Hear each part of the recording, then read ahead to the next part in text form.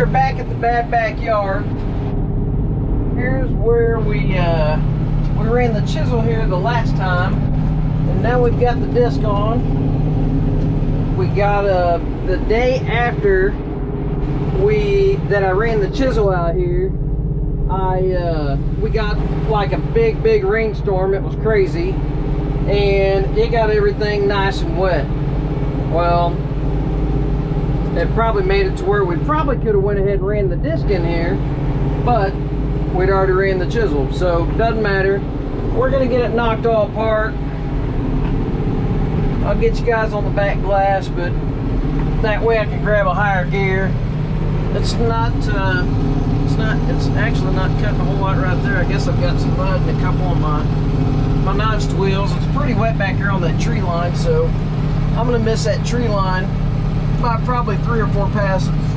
So, but I need to get out and kick that dirt out or something, and I'll get you guys on the glass, and then we'll grab a higher gear and we'll get to rolling. So give me just a second, we'll get that cleaned off and we'll get going. Alright, we got her cleaned out with the shovel. See if we can get this place a little smoother.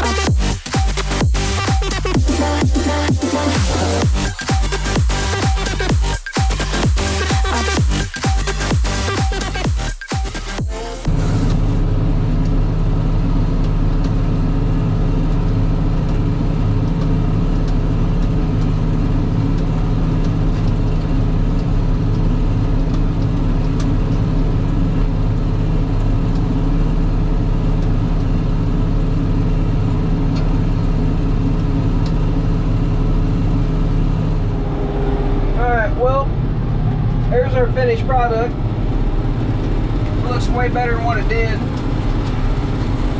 And I don't know if you can tell that I'm not like beating around a whole bunch. It's smoother being irregular like this than it was when it had turf on it. There's a problem with that. Somebody never did their job when they built the house, I guess. But we're gonna let this sit now for a while. It's probably gonna be a couple weeks, so I'll probably post all the videos up of the bad backyard, and then we're gonna let this yard sit over here for a little bit. Hopefully we'll get some rain. We've got small enough dirt clods now, as you can see. Got a lot of soil that's amended, kind of broken apart,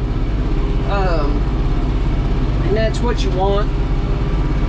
It's you know, obviously it's not super even like you want a backyard, but it is what it is. Right now we're gonna run either a box blade or I might get a Harley rake. I don't know, it depends on how much rain we have, how much this breaks down over the next little bit, but I really think that I'm just gonna take a box blade in here and box blade it, because if we can get some rain on this now, with as loose as this soil is and as small as these clumps are and everything else, I think a box blade, if we got rained on a couple times and then it dried back out, I think it'd be pretty good with just a box blade. But we might do a Harley rake. I'll just have to see. I just rent one from the local dealer because I don't do enough Harley raking to to really own one. I usually do mostly tractor work, and I know you can get a Harley rake for a tractor. I've never really seen the use in them.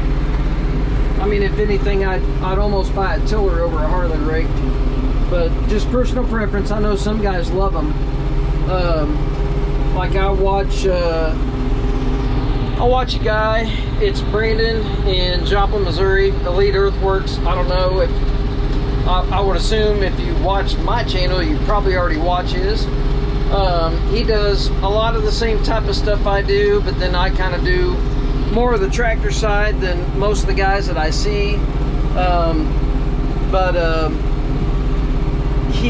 He's got a preparator, which I like that.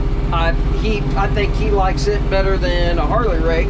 He's got a video out there I know that I watched that has something to do with he tried a Harley rake over the preparator, and I think he actually liked the preparator better than the Harley rake. I've always been kind of old school ag type of stuff. I mean, if I'm prepping, you know, a 2.5 acre yard like this, yeah, I wouldn't have come in here with a skid loader and a Harley rake. There's no way. Think about fixing a gravel driveway easy, for instance. Most people know that if you have a pothole in a driveway, in a rock driveway, you don't fill up full of rock, it's going to smush it out. You have to grade that pothole out and make it even again. Same principle here. That's exactly what we did in here. Well, there were so many dips and valleys that you would have never gotten that 1.5 inch spike or 2-inch spike on a Harley rake to get down into the soil, to get it to where we can amend it like this, get some oxygen in it. You want the top layer kind of loosened up like this. There's no way in the world that you could have done what I did with that chisel with a Harley rake. You just can't get that deep into the ground, and that's what this needed. I mean, we're broken up really good now. As soon as I can level this stuff up, it'll slick up really nice. This ought to take seed really good.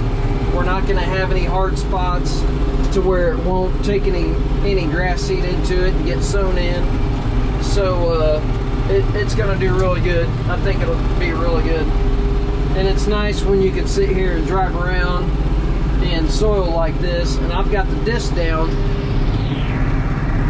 Disc is down on the ground, and you can turn and kind of do whatever you want because the soil's nice and loose. I could sit here and disc all day, and it probably wouldn't get much better than where we're at right now.